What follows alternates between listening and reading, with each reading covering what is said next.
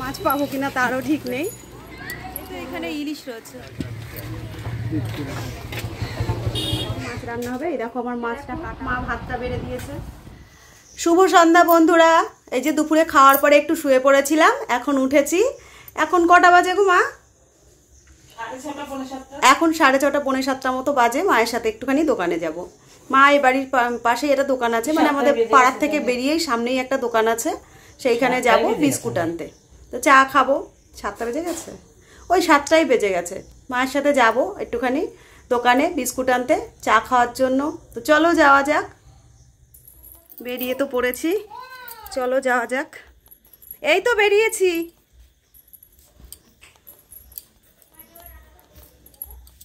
এ মা কোন, ও কোনটা দিয়ে বেরোবো? না না বললো এইটা দিয়ে বেরোতে।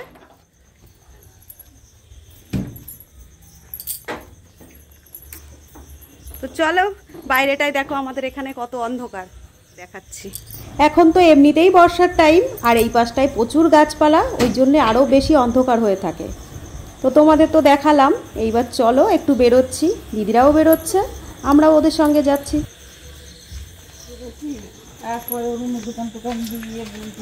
এই যে আমরা বেরিয়ে পড়েছি বাড়ির সবাই মিলে। দিদি ওরা সবাই ফুচকা খেতে যাবে, দেখি আমিও গিয়ে যদি খাই। আর এদিকে এই যে রাস্তার কাজ হচ্ছে, এখনো কাজ চলছে আমাদের মিস্ত্রির। এই যে এইটা আমার জামাইবাবু, জামাইবাবু নিজেই মিস্ত্রির কাজ করছে। এই সমস্ত ইট সব পাচ্ছে রাস্তায়।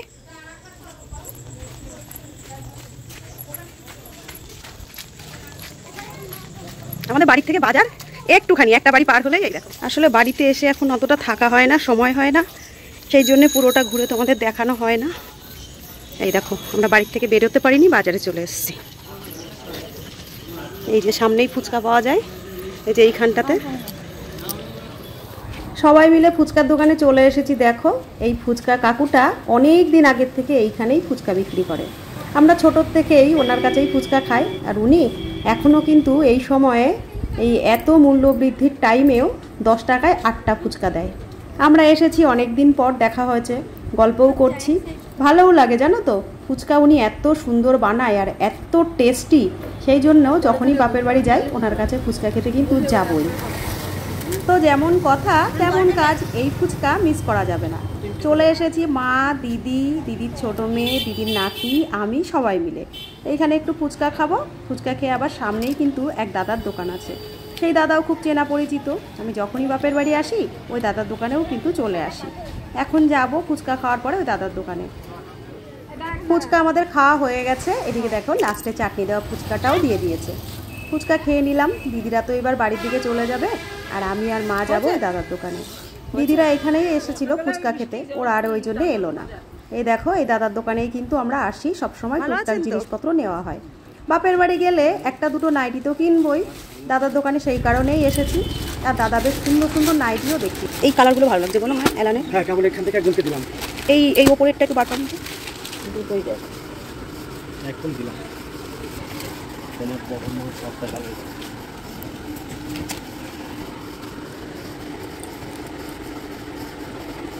ঠিক আছে।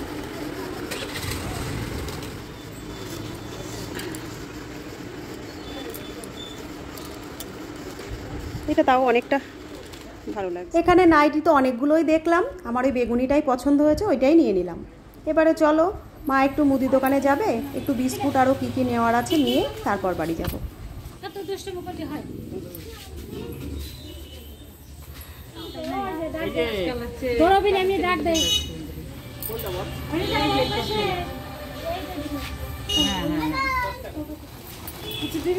না চলো,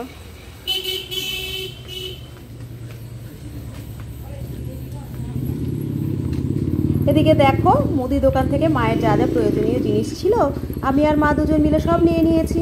যেহেতু ব্যাগ আনিনি তাই মা কয়েকটা জিনিস হাতে নিয়ে নিয়েছে, আর আমিও কয়েকটা জিনিস হাতে নিয়ে নিয়েছি। এইবার তাহলে বাড়ি চলো, গিয়ে টুকটাক রান্না খাওয়া তো থাকছেই। আবার তোমাদের সঙ্গে দেখা হচ্ছে কাল সকালে, ভিডিওতে চোখ রেখো।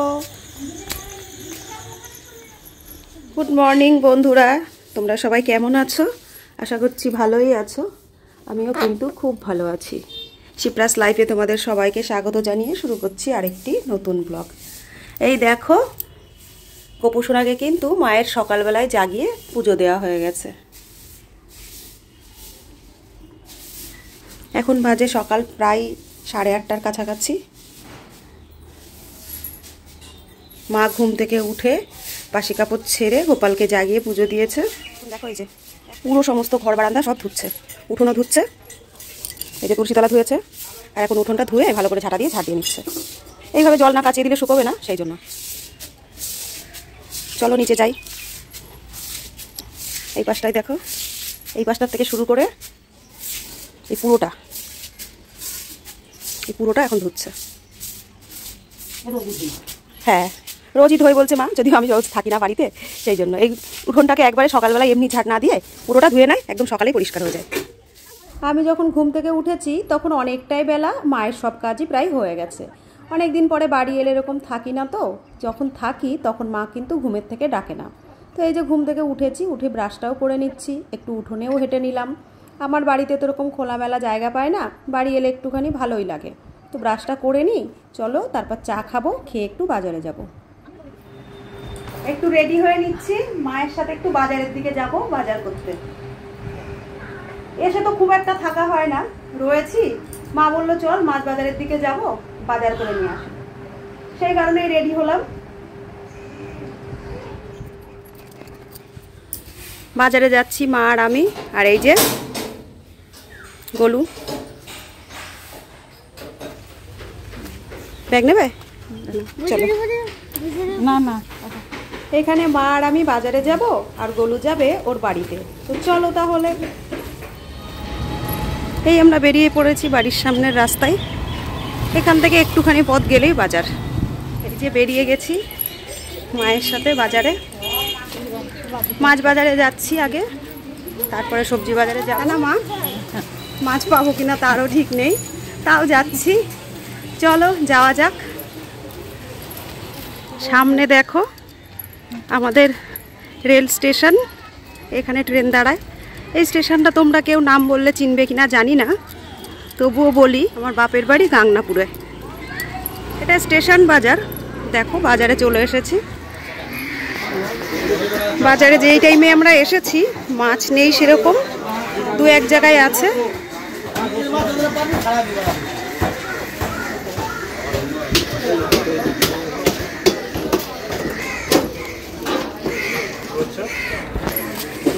কোন মাছ কত করে? এই তো এখানে ইলিশ রয়েছে, সব বড় বড়। হ্যাঁ ইলিশ বড়ই তো ভালো। ব্যাগটা ধরো মা, ব্যাগটা ধরো। হাতে আবার ফুল রয়েছে আমার, আমি নিচ্ছি, দাঁড়াও। চলো দেখো ওইদিকে আর কি আছে।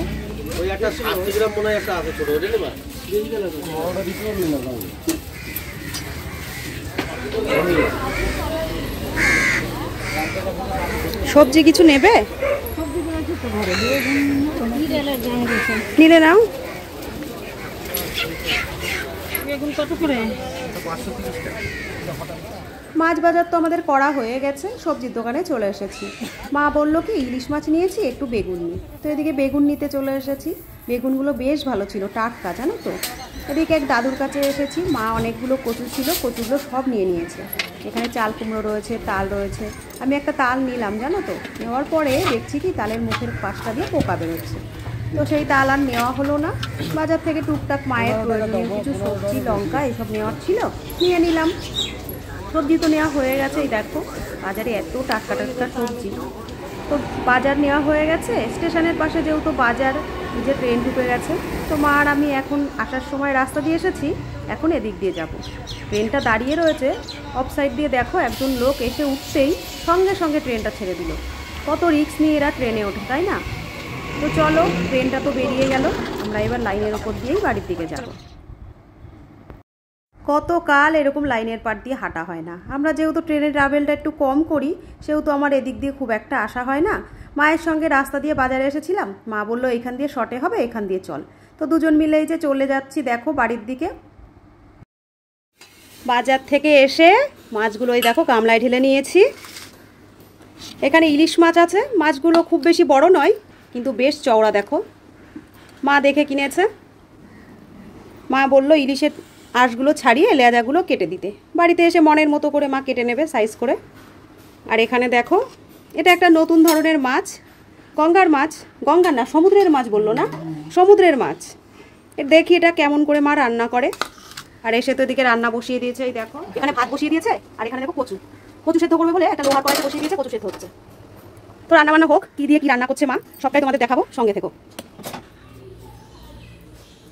মাছগুলো তো কেটে নিচ্ছি। মা জানতো না, মা ভেবেছিল মাংস আনবে আমাদের। ওর বাবা আর মেয়েদের তো কালকে রাতেই আসার কথা ছিল, ওরা আসেনি। আর আজ তো আমি চলে যাব এই এক বেলার জন্য, আর কেউ আসতেও চাইলো না। ওর বাবারও একটু কাজ পড়ে গেছে, সেই জন্য এসেছি। ওরা আসবে সেরকমই জানি, এখন বলছে আসবে না। তো মাংস তো বাড়িতে খেয়ে 2 দিন আগেই খেয়ে এসেছি, ওই জন্য আমি একটু মাছ ভালোবাসি। মা মাছ এনেছে 2 রকম, আমি গেছিলাম মায়ের সঙ্গে বাজারে।